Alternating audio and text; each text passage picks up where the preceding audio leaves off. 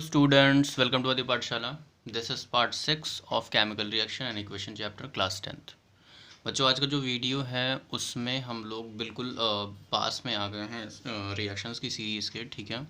इसके पहले के जो वीडियो थे उसमें आपने बैलेंसिंग को समझ लिया था, इक्वेशन को बैलेंस कैसे करेंगे, कैसे रिएक्शन को रिप्रेजेंट करते हैं उसके अलग अलग स्टेट से, और कितने टाइप के चेंजेस होते हैं, एक केमिकल रिएक्शन क्या होता है, केमिकल इक्वेशन क्या होता है, ये चीज़ें समझ में आ गई थी, ठीक है।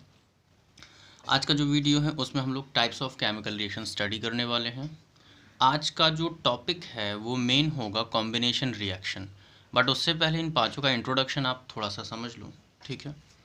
तो यहाँ पर देख लीजिए, सबसे पहले समझ लीजिए कि जो आपको पढ़ने हैं they are combination reaction, decomposition, displacement, double displacement and oxidation and reduction, ये एक साथ होते हैं, तो इसको कंबाइन करके रेडॉक्स रिएक्शन कहते हैं, ठीक है। आज के वीडियो में हम लोग से कॉम्बिनेशन को पढ़ेंगे, but before that you have to see this one. ये अब देखो, इसको आप स्क्रीनशॉट मार लेना या वीडियो पॉज करके नोट कर लेना, ठीक। कॉम्बिनेशन रिएक्शन, ठीक है। कॉम्बिनेशन रिएक्शन में होता है कि दो कंपाउंड हैं, ठीक है।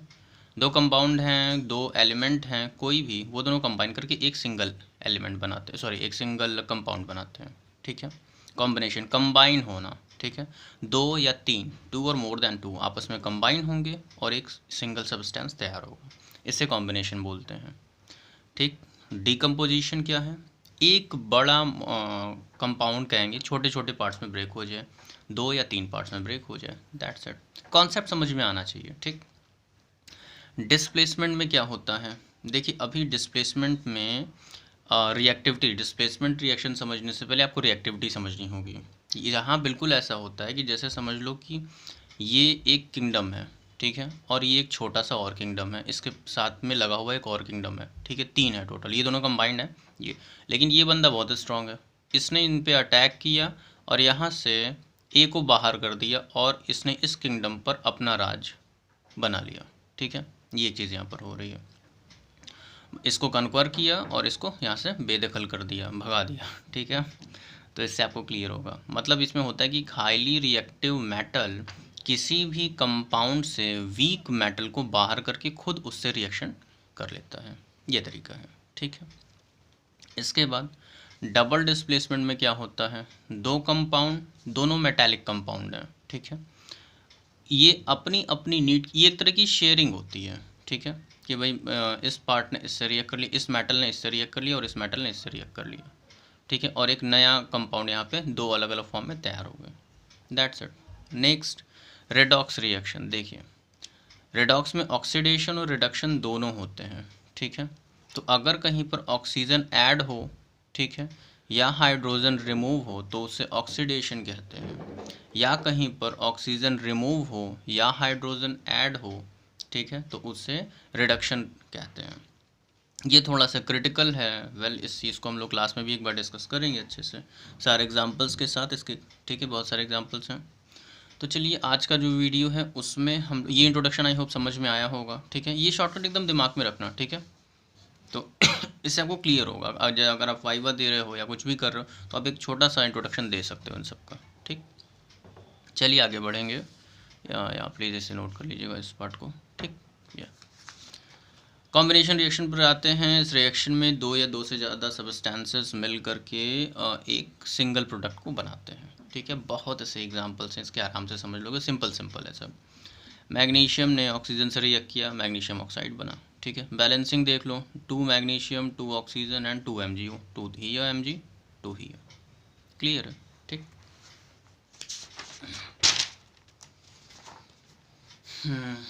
आगे बढ़ेंगे। या फॉर्मेशन ऑफ वाटर, पानी कैसे बन रहा है? 2H2 हाइड्रोजन एंड ऑक्सीजन मिले, कंबाइन हुए तो वाटर प्रोड्यूस हुआ, ठीक है, वाटर बना। 2H2 4 हाइड्रोजन है, 2H2 4 हाइड्रोजन है, 2 ऑक्सीजन बैलेंस्ड है। बर्निंग ऑफ अ कोल, जब एक कोल बर्न होता है तब क्या होता है? कार्बन सॉलिड स्टेट में है, ऑक्सीजन से रिएक्ट किया, कार्बन डाइऑक्साइड बना।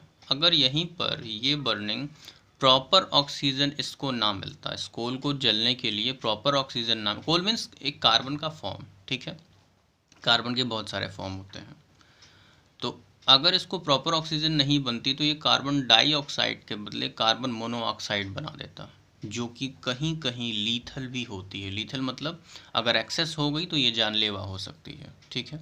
कार्बन मोनोऑक्साइड ही, कार्बन डाइऑक्साइड भी अच्छी नहीं है, हम इंसानों के लिए तो अच्छी नहीं है, पेड़ों के लिए अच्छी है। आगे बढ़ेंगे। हाइड्रोक्लोरिक एसिड, देख लो रिएक्शंस ढेर सारे हैं आराम से, ठीक है। नोट्स बना लो, स्क्रीनशॉट ले लो, जैसा चाहो वैसा करो। हाइड्रोजन गैस है, क्लोरीन गैस है, दोनों ने आपस में रिएक्ट किया, HCl एक एसिड बना, easy.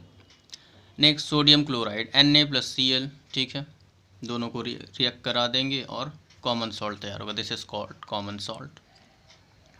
Formation of iron sulphide, ठीक है। आयरन एंड सल्फर रिएक्ट करेंगे। अब देखिए आयरन एक सोडियम और हाइड्रोजन के कंपैरिजन में एक वीक मेटल है, वीक मतलब कि लेस रिएक्टिव मेटल है, तो यहाँ पर हीट प्रोवाइड करनी होगी, बिना गर्म किए, बिना हीट अप्लाई किए हम काम नहीं कर सकते यहाँ पे, ठीक है, iron sulphide. Next is formation of ammonium chloride, ठीक है, NH3 अमोनिया ले लिया, ठीक है, एंड हाइड्रोक्लोरिक एसिड ले लिया। अब इस केस में इन दोनों को रिएक्ट करा दो, ठीक है, NH4Cl। क्या ये रिएक्शन बैलेंस्ड है? हाइड्रोजन हाइड्रोजन 4 हो गए, नाइट्रोजन 1 है, क्लोरीन 1 है, हाँ कन्फर्म सही है, अमोनियम क्लोराइड, ठीक है। नेक्स्ट पर आएंगे, फॉर्मेशन ऑफ कार्बन डाइऑक्साइड, ठीक है, कार्बन डाइऑक्साइड या इट इज़।